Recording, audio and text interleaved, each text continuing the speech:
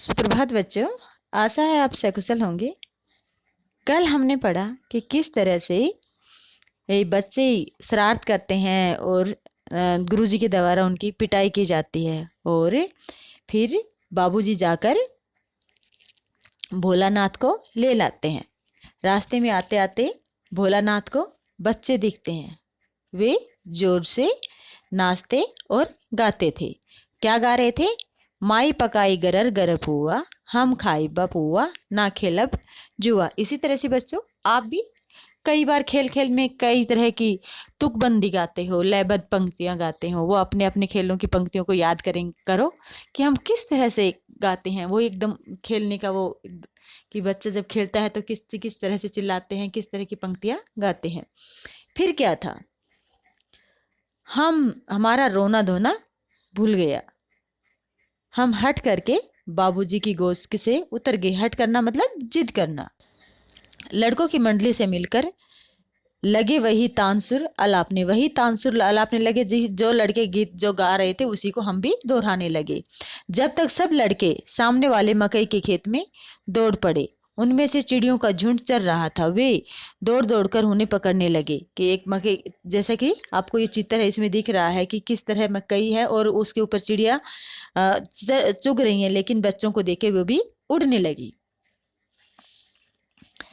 पर एक भी हाथ न आई। हम खेत से अलग ही खड़े होकर गा रहे थे, राम जी की चरई राम जी का खेत, खा लो चरई भर भर पेट।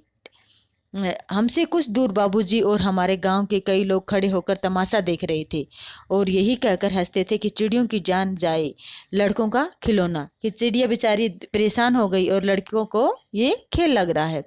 सचमुच लड़के और बंदर पराई पीर नहीं समझते। पराई पीर मतलब दूसरों का दर्द। मतलब बच्चे हैं अपने खेल मस्ती में है, लेकिन चिड़िया की परेशानी हो रही है। चिड़ियों को वो उनका बारे में बिल्कुल नहीं सोच रहे, सिर्फ अपने खेल के ही बारे में देख रहे हैं। इसी प्रकार जब छोटे बच्चे खेलते हैं तो उन्हें अपनी मस्ती सूझती है, बाकी किसी का कोई परेशानी हो, किसी को कोई दुख हो, उसके बारे में वो ध्यान नहीं देते।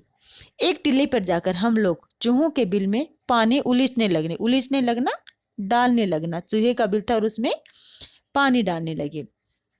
नीचे से ऊपर पानी फेंकना था। हम सब थक गए। तब तक गणेश जी के चूहे की रक्षा के लिए शिव जी का सांप निकल आया। मतलब उस बिल में पानी डालने से चूहा तो नहीं निकला, लेकिन सांप उस बिल में से निकल के आ गया। रोते चिल्लाते हम लोग बेहताशा भाग चले। मतलब कुछ भी ना देखे, बस भागते ही जाना।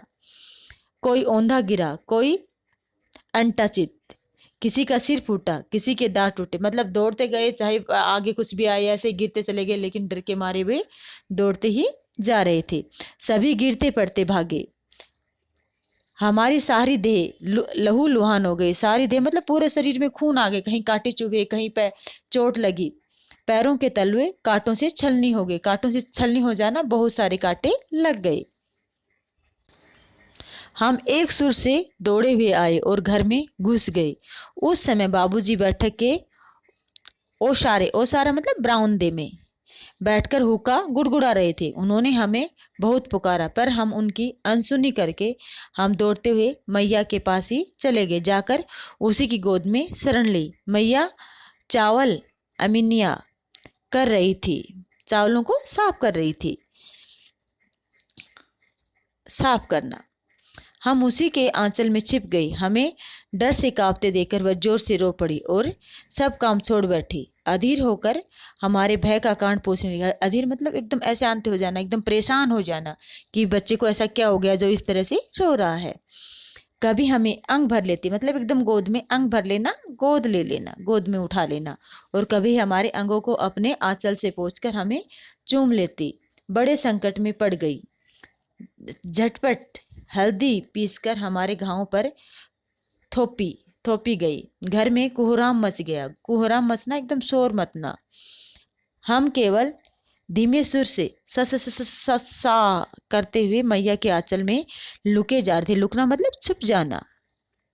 सारा शरीर थर थर कांप रहा था। रोंगटे खड़े हो रहे थे। रोंगटे खड़े एकदम बहुत ज्यादा डर लगना।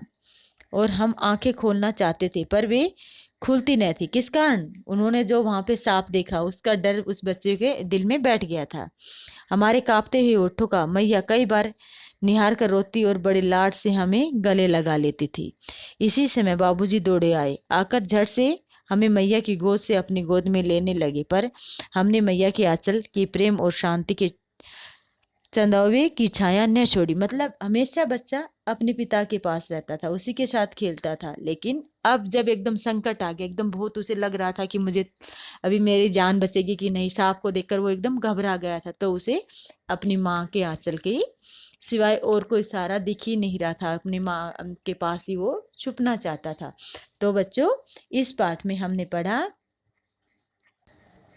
कि किस तरह बच्चा विभिन्न प्रकार के खेल करता है, अपने पिता के साथ हमेशा रहता है, फिर भी उसे अपनी माँ जब एकदम संकट में होता है तो अपनी माँ के पास ही जाता है। दूसरा, इसमें लेखक हमें ये भी बताना चाहता है कि 3 दशक पहले समाज की सामाजिक व्यवस्था कैसी थी, हम किस तरह से आपस में घुल मिल के रहते थे। लेकिन आज अगर हम देखते हैं तो सभी बच्चे अपने घरों में बंद हैं। उनके बच्चों, आप थोड़ा जरा देखना, इसमें जो खेल के साधन बताए गए हैं, क्या आप भी उन्हीं साधनों से खेलते हो? नहीं ना। आपके साधन खेल के जो खिलौने हैं वो एकदम बदल गए हैं। आप किससे खेलते हो? आप तो रिमोट वाली गाड़ी और बहुत सारे खिलौने, और आजकल तो क्या आ गया है, मोबाइल में आप वीडियो गेम खेलते हो। तो आप, ये हमें बताना चाहता है कि किस तरह से पहले गांव में लोग आपस में बच्चे किस तरह से मस्ती करते थे। वो उस 3 दशक में कितना परिवर्तन हमारे समाज में आ रहा है, इस बारे में बताया गया है। तथा माँ और बेटे का, बाप और बेटे का जो स्वाभाविक प्यार है, किस तरह से माँ अपने बच्चे से प्यार करती है और बच्चा किस तरह से अपने पिता के साथ एकदम मस्ती से रहता है। लेकिन आज समाज में थोड़ा सा बदलाव आ गया है कि मम्मी पापा सब नौकरी करते हैं, बस बच्चे को लिए थोड़ा सा टाइम अभी कम हो गया है। बच्चों को इतनी मस्ती, इतना वो टाइम वो नहीं दे पाते जितना पहले दे पाते थे। तो बच्चों, आज के लिए इतना ही। आज का ये हमारा पाठ पूरा हुआ। कल हम इसके अभ्यास के प्रश्नोत्तर करेंगे, ठीक है? और आपको कहीं भी ये पाठ समझ में ना आया हो, आप दोबारा से पढ़ना, फिर से समझना, और अपने घर में रहो, स्वस्थ रहो, सुरक्षित रहो। और जब तक हमारी रेगुलर क्लासेस नहीं चलती हैं, तब तक हमें अपने ऑनलाइन क्लासेस स्टार्ट रखनी है, पढ़ाई करनी है, पढ़ाई को रोकना नहीं है। धन्यवाद बच्चों।